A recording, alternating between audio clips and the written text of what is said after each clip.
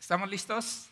Vamos a ponernos entonces de pie y vamos a darle lectura a la palabra de Dios. ¿Todos juntos les parece bien que lo hagamos? ¿Sí? Dice la palabra de Dios: el que habita al amparo del Altísimo morará bajo la sombra del Omnipotente. Diré yo al Señor, refugio y fortaleza mía, mi Dios en quien confío. Porque Él te libra del lazo del cazador y de la pestilencia mortal. Con sus plumas te cubre y bajo sus alas hallas refugio. Escudo y baluarte es su fidelidad. No temerás el terror de la noche, ni la flecha que vuela de día, ni la pestilencia que anda en tinieblas, ni la destrucción que hace estragos en medio del día. Aunque caigan 1000 a tu lado y 10,000 a tu diestra, a ti no se acercará. Con tus ojos mirarás y verás la paga de los impíos, porque has puesto al Señor, que es mi refugio, al Altísimo por tu habitación. No te sucederá ningún mal, ni plaga se acercará a tu morada, pues Él dará órdenes a sus ángeles acerca de ti, para que te guarden en tus caminos. En sus manos te llevarán, para que tu pie no tropiece en piedra.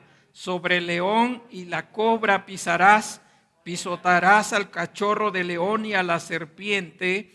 Porque en mí ha puesto su amor, yo entonces lo libraré, lo exaltaré, porque ha conocido mi nombre.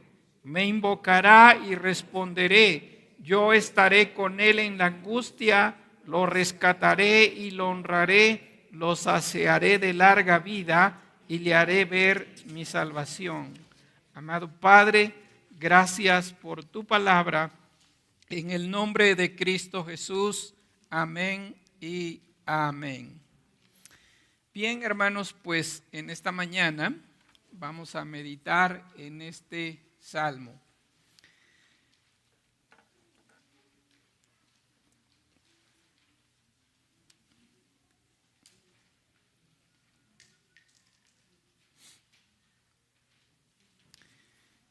Hermanos, empezamos en esta semana, una semana que en el reino espiritual, ¿verdad? Es una semana difícil, tanto para pastores, para iglesias, para misioneros, ¿verdad? Y es reconfortante que nosotros en este día podamos leer este precioso salmo.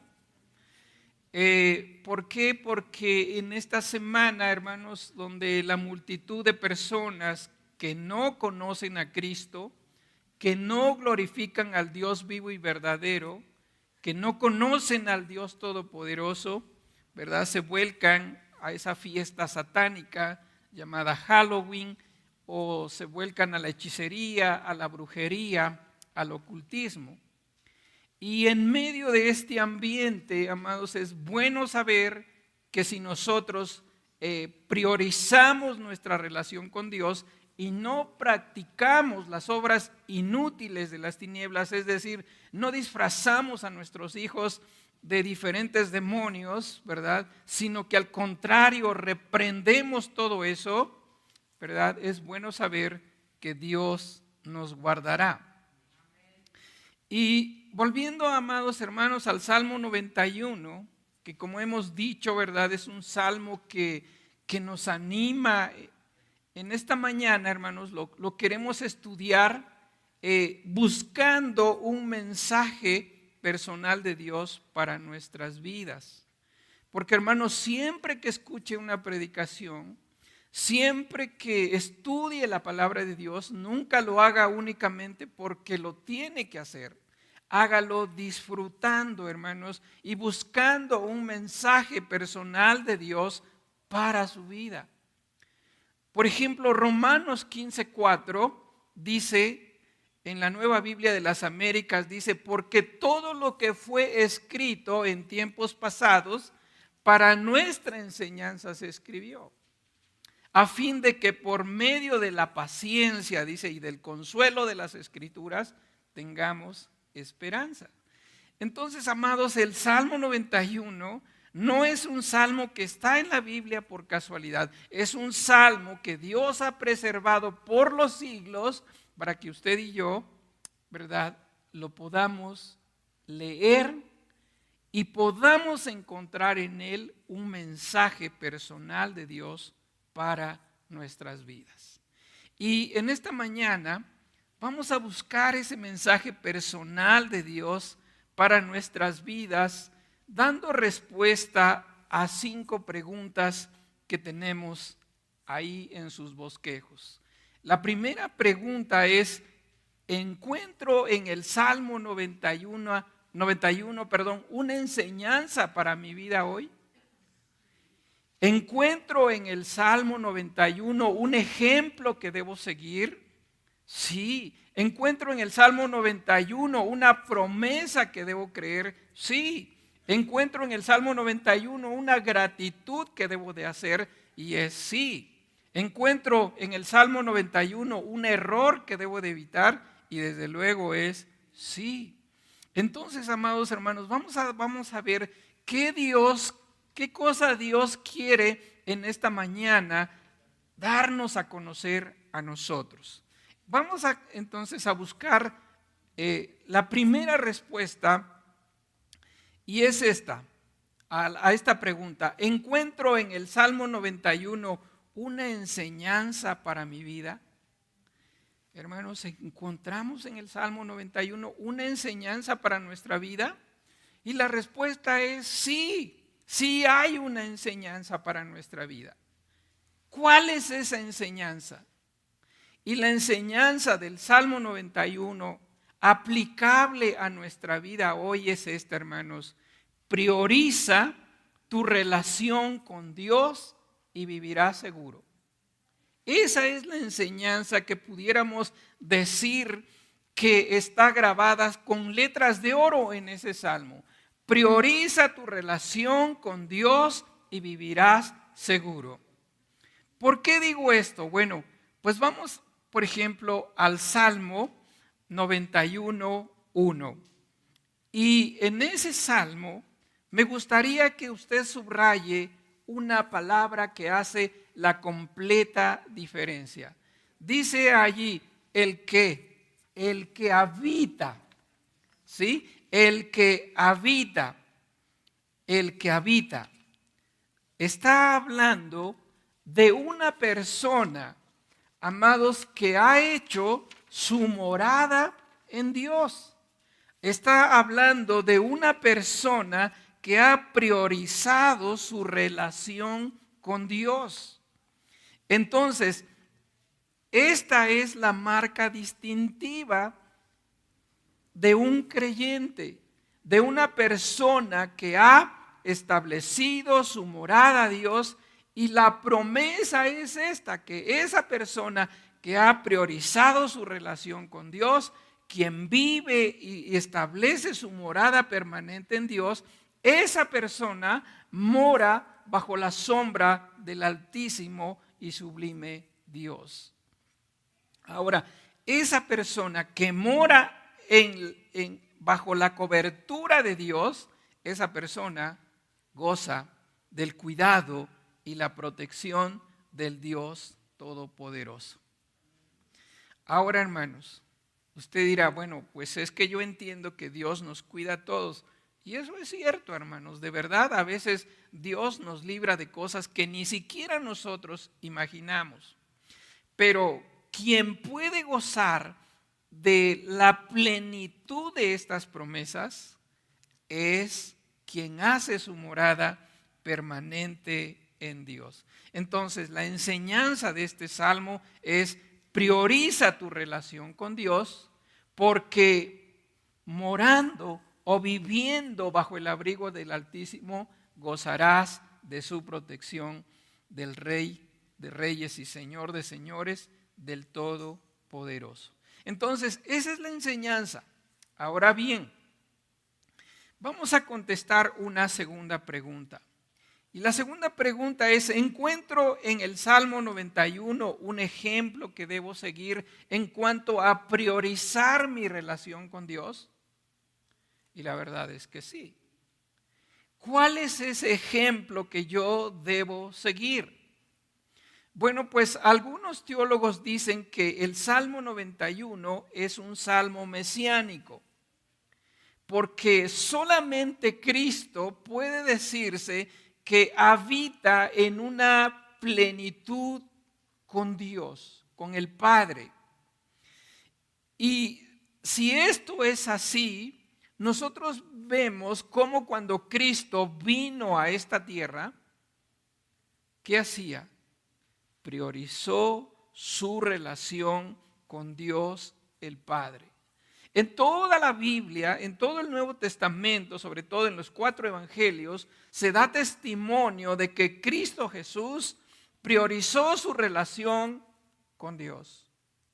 Él oraba, él sabía las sagradas escrituras de memoria, él obedecía la palabra de Dios, él adoraba a Dios constantemente, él le llamaba al Dios y Padre Abba Padre. Entonces, como consecuencia de esa comunión que Cristo tuvo con el Padre mientras estuvo en la persona de hombre, vemos cómo Dios, cuando Él se bautiza en el Jordán, cuando Cristo se bautiza en el Jordán, el Padre desde los cielos dijo, este es mi Hijo amado. Cuando en el monte de la transfiguración, vemos también que el Padre dijo, este es mi Hijo amado en quien tengo complacencia, a Él oíd. Entonces, hermanos, y como consecuencia también, el Padre tenía esa comunión íntima con el Señor y lo fortaleció en tiempos de su ministerio. Uno a veces piensa cómo Jesús pudo hacer todo lo que hizo y uno dice, bueno, pues es Dios hombre. Pero déjeme decirle que el libro de Filipenses dice que Él se despojó siendo igual a Dios, dice que no estimó ser igual a Dios como cosa que aferrarse, sino que se despojó de eso. Y como hombre vino a esta tierra y Él como hombre, ¿verdad?, se encomendaba a Dios y oraba por los enfermos y hacía muchos milagros y señales. ¿Pero por qué? Porque Dios estaba con él y porque Cristo Jesús tenía esa comunión con Dios. Incluso en la misma muerte de Cristo, Él no lo llevó en sus propias fuerzas, sino fue en el poder del Espíritu Santo que fue ofrecido en esa cruz. Entonces, amados hermanos, Cristo Jesús es el supremo ejemplo de una relación íntima con Dios. Ahora tú dices, bueno, yo no creo que este sea un salmo mesiánico. Bueno, ok, entonces dejémoslo así, pero sí sigamos el ejemplo de el salmista. Este ejemplo, ¿dónde lo vemos? El ejemplo del salmista de tener una comunión íntima con Dios. Pues en el Salmo 90, verso 2, si tú te das cuenta, dice allí, dice, diré yo al Señor que refugio mío, fortaleza mía, mi Dios, ¿en qué? ¿En quién confío? Lo que él está diciendo allí es que él tiene una relación íntima con Dios por las palabras que él expresa, palabras como mi Dios, como mi refugio, palabras como mi abrigo, como lo que está ahí, está hablando de una relación íntima con Dios. Entonces, es como si el salmista dijera a cada uno de nosotros, yo me aferré a mi relación con Dios y todas estas grandes bendiciones vinieron a mi vida. En la Nueva Traducción Viviente me gusta cómo se expresa el Salmo 91:2. Dice, declaro lo siguiente acerca del Señor, solo Él es mi refugio. ¿Ve? Para que alguien pueda decir, solo Dios es mi refugio, tiene que haber una comunión íntima. Porque hoy en día la gente se refugia en la bolsa de valores, se refugia en el esposo, se refugia en los bienes. Pero qué diferente es decir, solo Dios es mi refugio, mi lugar seguro. Él es mi Dios y en Él confío. No dice Él es el Dios de mis padres, sino dice Él es mi Dios y dice en Él confío. Entonces, por estas palabras, podemos decir que el salmista tenía una comunión íntima con el Señor. Entonces, amados hermanos, punto número 1, prioriza tu relación con Dios siguiendo el ejemplo de Cristo, siguiendo, hermanos, el ejemplo del salmista. Ellos priorizaron su relación con Dios y como consecuencia vivieron bajo la protección de Dios, bajo las bendiciones de Dios. Entonces, pregunta número 3. Encuentro en el Salmo 91 una promesa. Si yo priorizo mi relación con Dios, ¿habrá alguna promesa? Y quiero decirle, hermanos, que no hay únicamente una promesa. Hay muchísimas promesas para ti y para mí que nos animan en esta mañana a priorizar nuestra relación con Cristo Jesús, a priorizar nuestra relación con Dios. Salmo 91:3. Vamos a leerlo todos juntos. Dice, Él te librará ¿de qué? Del lazo del cazador, de la peste destructora. Entonces, ¿qué es lo que está diciendo aquí nuestro Señor? Si tú priorizas tu relación con Dios y haces de su lugar santo tu habitación, si siempre tienes comunión con Dios, Él te va a librar del demonio. Él te va a librar ¿de quién? Del lazo del cazador. Sí, eso dice el verso 3. Y no solamente eso, sino que también dice de la peste destructora.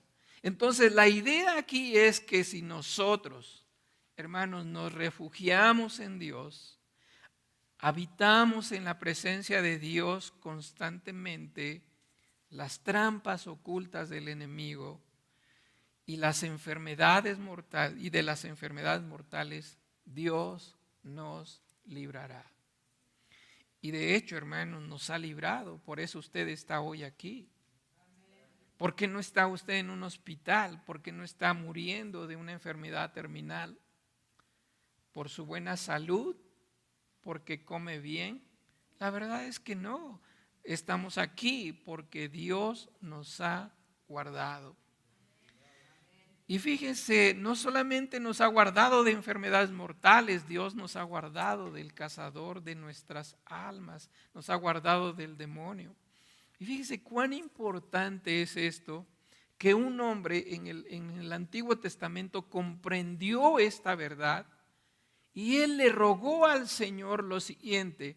En el primer libro de Crónicas, capítulo 4, verso 10 en la NBI dice, Jabes le rogó al Dios de Israel diciendo, bendíceme, ensancha mi territorio, ayúdame y líbrame del mal para que no padezca aflicción. Y dice, y Dios le concedió su petición. ¿Por qué? Porque Jabes seguramente vivía constantemente en la presencia de Dios y comprendía los peligros a que nos enfrentamos día a día. Y dice el Señor que Él le pidió que lo guardara del mal, que lo bendijera sí, pero que lo guardara del mal. Y Dios le concedió su petición. Entonces, amados hermanos, cuán importante es que nosotros comprendamos estas promesas que están allí y nosotros creamos estas promesas, las tomemos para nuestras vidas y prioricemos nuestra relación con Dios. Salmo 91:4 dice, con sus plumas te cubrirá y debajo de sus alas, que dice, estarás seguro. Qué bendición, hermanos. Escudo y adarga es su verdad. ¿Qué quiere decir esto? La idea es que como las aves cubren y protegen a sus polluelos, así Dios cubrirá y nos dará refugio. Y también dice, escudo y adarga es su verdad. Eso quiere decir, amados hermanos, que la palabra de Dios, quien conoce la palabra de Dios, quien ama la palabra de Dios, quien estudia la palabra de Dios, esa misma palabra será su escudo, será su protección. Y hoy en día, amados hermanos, necesitamos urgentemente que Dios nos libre de errores doctrinales. Necesitamos conocer la palabra de Dios, pero eso solamente lo vamos a poder hacer cuando moremos en la presencia de Dios. Hermanos, aunque usted no lo crea, hay personas, hay iglesias que utilizan estas fechas, se disfrazan igual de demonios, según ellos, para alcanzar a los que están perdidos. Todo el año no evangelizan, pero en estas fechas se disfrazan para alcanzar a otros. Hermanos, hoy en día también en las iglesias difícilmente se encuentra usted iglesias que predican la palabra de Dios. Pero dice aquí, amados hermanos, que si usted habita en la presencia de Dios, la palabra de Dios será su escudo, será su adarga, será su protección. Salmo 91, 5 al 7 dice, no temerás al terror nocturno, ni saeta que vuele de día, ni pestilencia que ande en oscuridad, ni mortandad que en medio del día destruya. Caerán a tu lado 1000 y 10,000 a tu diestra, que dice, mas a ti no llegará. La idea aquí, amados hermanos, es que cuando un creyente vive continuamente en el lugar secreto de Dios, esa persona será libre, hermano, de sus temores. Y no solamente eso, hermanos, sino de los peligros visibles e invisibles. El peligro de la noche, dice, las saetas que vuelan de día, las cosas que no se ven en la oscuridad, el destructor, y todo eso de lo que habla de esos peligros. Y amados hermanos, pero la idea es esta, el punto es este, priorice su relación con Dios. Salmo 91:8, ciertamente con tus ojos mirarás y verás la recompensa de los impíos. Amados, usted algún día se va a dar cuenta que servir a Dios, vivir en una comunión con Dios, tiene su recompensa. Salmo 91:10 dice, no te sobrevendrá mal, ni plaga tocará tu morada. 91:11 y 12 dice, pues a sus ángeles mandará cerca de ti, que te guarden en todos tus caminos, en las manos te llevarán para que tu pie no tropiece en piedra. Amados hermanos, de verdad que muchas veces hemos sido librados. Mucha gente nos ha ayudado, que son como ángeles que Dios envía para fortalecernos en tiempos difíciles, para ayudarnos en momentos de situaciones difíciles, pero es por el cuidado de Dios. Igualmente, mire hermano, Dios no tiene por qué prometernos nada, pero si usted ve el Salmo 91, 14, 6, dice, ¿cuáles son las promesas? Dice, porque en mí ha puesto su amor, yo entonces, ¿qué dice? Lo libraré, lo exaltaré, porque ha conocido mi nombre. me invocará y ¿qué dice? Y le responderé. Yo estaré con él en la angustia, lo rescataré y lo honraré, lo saciaré de larga vida y le haré ver mi salvación. ¿Qué vemos aquí? En primer lugar, dice que en su tiempo Dios exaltará a sus hijos. En segundo lugar, dice que las oraciones que hagamos, Él las responderá. Y dice que Él promete estar con nosotros en la angustia. Él nos va a rescatar, Él nos va a honrar y nos va a dar larga vida, dice, y les mostrará la salvación. Dios no necesita prometernos nada, pero ¿por qué lo hace?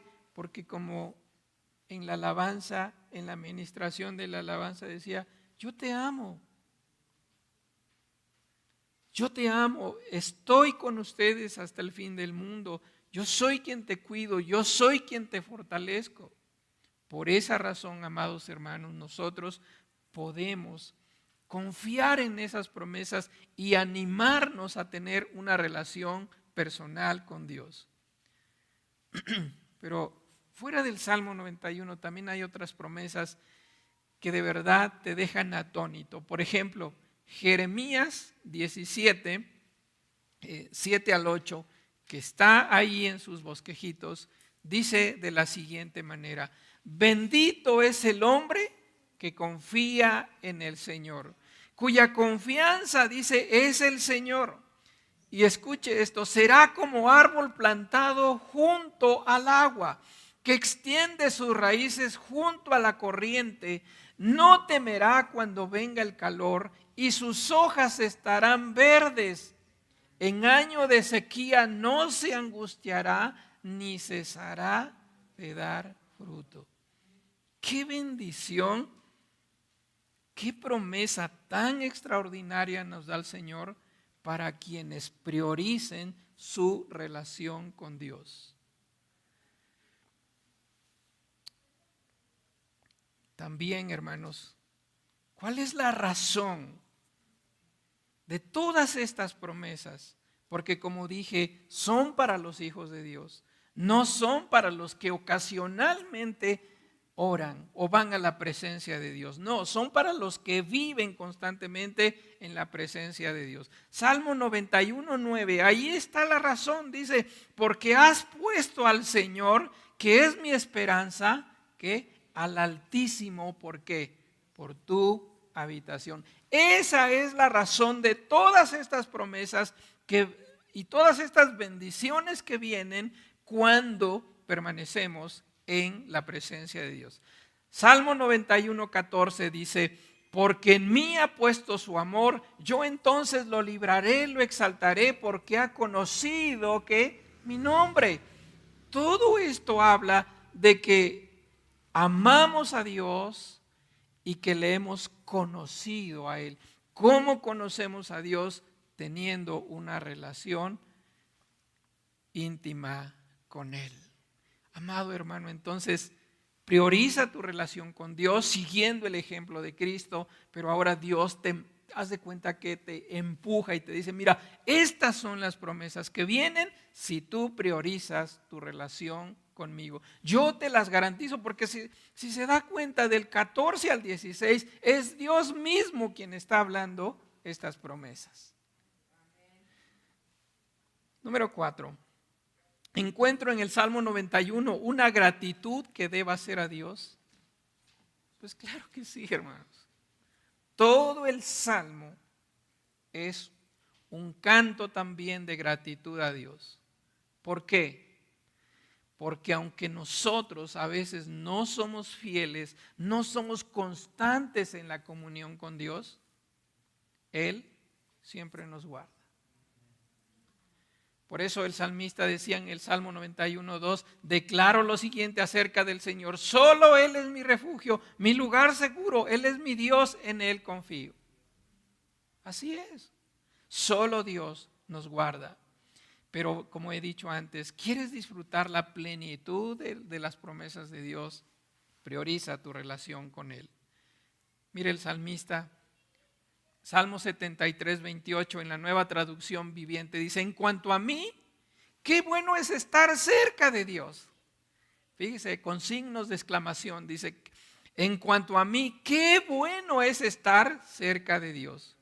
Hice al Señor soberano mi refugio, y a todos les contaré las maravillas que haces. Hermanos, cuando estamos en la presencia de Dios constantemente, se nota. Y por eso debemos darle gracias, Señor, porque tú eres quien nos guarda, tú eres quien nos impulsa a agradecerte, tú eres, Señor, quien nos impulsa a adorarte, tú eres, Señor, nuestra fuerza, nuestro sustento, porque hemos pasado en la presencia de Dios. Y Salmo 16, 11, que es un salmo que es, la verdad, que me ha sido de mucha bendición para mi vida, dice: me mostrarás la senda de la vida. En tu presencia hay plenitud de gozo, y delicias a tu diestra, ¿qué dice? Para siempre. Ahora, 5, ¿hay algún error que debo evitar? Sí. Todo el Salmo habla de priorizar nuestra relación con Dios. El error a evitar, ¿cuál sería? Alejarnos de Dios. Alejarnos de Dios. ¿Qué sucede con los que se alejan de Dios? Jeremías 17:13 dice: oh Señor, esperanza de Israel, todos los que te abandonan, ¿qué dice? Serán avergonzados. Los que se apartan de ti serán escritos en el polvo, porque abandonaron al Señor, fuente de aguas vivas. Ese error hay que evitar, hermanos. Hay que evitar alejarnos de Dios. Ahora, ¿cómo sabes que estás alejado de Dios? Pues es bien sencillo, hermanos. Cuando comienzas a hacer las cosas en tus propias fuerzas, cuando pierdes el dominio propio como tu pastor lo perdió el viernes, entonces te das cuenta y dices: ¿qué está pasando en mi vida? ¿Qué está sucediendo dentro de mi ser que estoy reaccionando de esta manera? Y eso es lo que me entristece, hermanos. No tanto que lo sepan ustedes, a mí me entristece. ¿Qué es lo que está pasando dentro de mi corazón? ¿Por qué estoy reaccionando de esa manera? ¿Qué sucede cuando te alejas de Dios? Pues aparte de que vienen los problemas, vienen las depresiones, vienen todas aquellas cosas, hermanos, que nos hacen marchitarse. ¿Qué le sucede a las plantas cuando no tienen agua? Se marchitan. Ese es el primer paso, se marchitan. Su rostro también del creyente ya no refleja el gozo de adorar a Dios. Refleja preocupación, refleja angustia. El corazón del creyente ya no está alegre, ahora está preocupado, quejoso. Ya no hay agradecimiento, ahora hay queja.